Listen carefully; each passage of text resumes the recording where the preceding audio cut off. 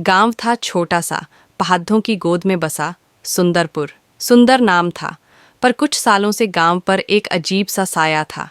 वजह था एक बाबा जो गांव के बाहर एक पुरानी हवेली में आकर बस गया था। लोग उसे जाली बाबा कहते थे। उसकी लंबी दाढ़ी थी, माथे पर बद्धा सा टीका और आंखों में एक अजीब सी चमक। वो लोगों को भविष्य बताने का दावा करता था, बीमारियों का इलाज करता था, सब कुछ सिर्फ पैसे के बदले में। एक दिन गांव की एक जवान लड़की रमा बीमार पड़ डीएच गई। वैद्य ने हाथ खड्डे कर दिए। रमा के माँ बाप बेबस थे। किसी ने कहा, जाली बाबा के पास जाओ, वो जरूर ठीक कर देगा। रमा के पिता रामलाल डरे सहमे हवेली गए। जाली बाबा ने उन्हें अंदर बुलाया। हवेली अंधेरी थी, बदबूदार और दीवारों पर अजीब सी आकृतियां बनी हुई थीं। बाबा ने रामलाल से ढेर सारे पैसे मांगे। रामलाल ने अपनी जमा पूंजी दे दी। बाबा ने रमा को एक अजीब सी दवा दी, काला पानी, जिसमें सडे हुए पत्ते और कुछ कीड़े तैर रहे थे। रामलाल दवा लेकर घर लौटा।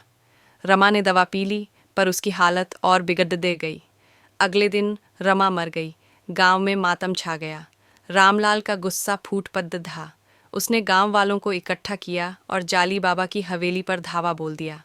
जब वे हवेली में घुसे तो बाबा गायब था, लेकिन हवेली के अंदर उन्होंने एक गुप्त कमरा ढूंढा।